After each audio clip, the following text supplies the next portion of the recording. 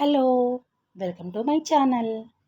ఈరోజు వీడియోలో మనం వాసవి మాత యొక్క ఆవిర్భావం, జన్మ వృత్తాంతం, వాసవి కన్యకా పరమేశ్వరి దేవి యొక్క కథ గురించి తెలుసుకుందాము. వీడియోలోకి వెళ్ళే ముందు ప్లీజ్ నా వీడియోకి లైక్ చేయండి. అదేవిధంగా సబ్స్క్రైబ్ చేయండి. మీరు చేసే చిన్న లైక్ నా ఛానల్ గ్రోత్ అవడానికి యూజ్ అవుతుందండి. లైక్ చేయకుండా వీడియోలోకి వెళ్దాం. సాక్షాత్తు ఆ పరమేశ్వరి దేవి అవతారమైన వాసవిదేవి కథ 1000 ఏండ్ల నాటిది. అప్పట్లో కుసుమశ్రేష్ఠి అనే నాయకుడు పెనుగొండ రాజధానిగా అక్కడి వైశ్యులకు రాజుగా పరిపాలిస్తూ ఉన్నాడు.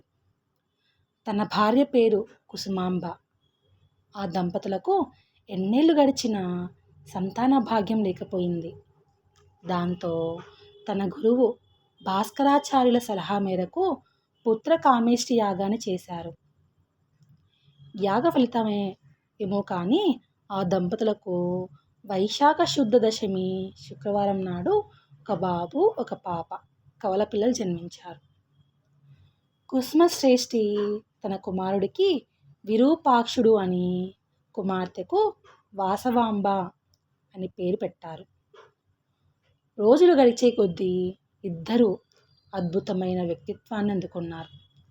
కొడుకు యుద్ధ విద్యలలో ఆరితేరి రాజ్యభారాన్ని మోసేందుకు సిద్ధమయ్యాడు. వాసవాంబ సంగీతం, తర్కశాస్త్రాల్లో ఆరితేరి యువతులందరికీ ఆదర్శంగా నిలిచింది. పెనుగొండ అప్పట్లో వేంగి రాజ్యంలో భాగంగా ఉండేది. విష్ణువర్ధనుడు ఆ దేశాన్ని పాలిస్తూ ఉండేవాడు. ఒకరోజు విష్ణువర్ధనుడు తన రాజ్యాన్ని పర్యటిస్తూ పెనుగొండకు చేరుకున్నాడు. అక్కడ కుసుమశ్రేష్ఠి పక్కనే ఉన్న వాసవిని చూసి మనసు పారేసుకున్నాడు. కొన్నాళ్ళకి ఆమెని చేసుకుంటానంటూ కుసుమశ్రేష్ఠికి వర్తమానం పంపాడు. ఆ సంబంధం కుసుమశ్రేష్ఠి కుటుంబానికి ఏమాత్రం ఇష్టం లేదు.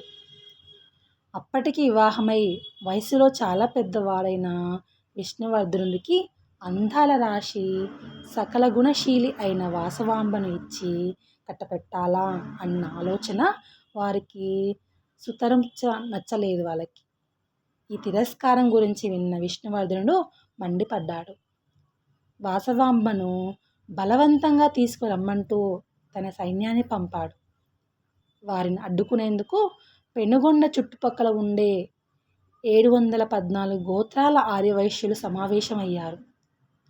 వారిలో కొందరు ఆత్మగౌరవం కోసం చివరి శ్వాస వరకు విష్ణువర్ధనుని వ్యతిరేకంగా పోరాడాలి అని నిశ్చయించుకోగా, మరికొందరు ఆమెను అప్పగిస్తే ఏ సమస్య ఉండదు అనే అభిప్రాయంతో ఉన్నారు. ఈ వాదనలన్నీ విన్న వాసవిదేవి తన కోసం ఎలాంటి రక్త తర్పణం జరగడానికి ఇష్టపడలేదు. అందుకు బదులుగా తనకు అనుకూలంగా ఉన్న కొద్దిమందితో కలిసి హోమగుండంలో ఆత్మ బలిదానానికి సిద్ధపడింది.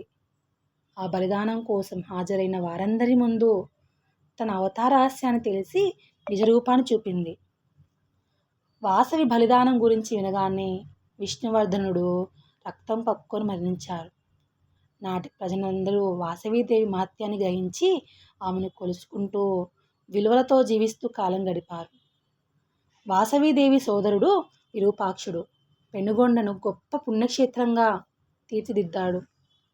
అహింసకు కట్టుబడినందుకు, స్త్రీల ఆత్మగౌరవాన్ని నిలబెట్టినందుకు, విలువల కోసం ప్రపంచ సుఖాలను వదులుకున్నందుకు వాసవీదేవి గొప్ప పుణ్యమూర్తిగా, వైశ్యులకు పూజ్యురాలిగా నిలిచింది. వాసవిదేవిని కేవలం ఆర్యవైశ్యులే కాదు, వైశ్యులలోని ఇతర శాఖల వారు, జైనులు కూడా పవిత్రంగా కొలుచుకుంటారు. ఆమెను పూజిస్తే ఎలాంటి కష్టమైనా మాయమైపోతుందని విశ్వసిస్తారు. ఇది అండి వాసవి మాత యొక్క ఆవిర్భావము, జన్మ వృత్తాంతము. మీకు కనుక ఈ వీడియో నచ్చితే ప్లీజ్ లైక్ చేయండి, షేర్ చేయండి, సబ్స్క్రైబ్ చేయండి. కమెంట్లో శ్రీ వాసవి కన్యకా పరమేశ్వరి దేవి నమః అని కమెంట్ చేయండి. Thank you.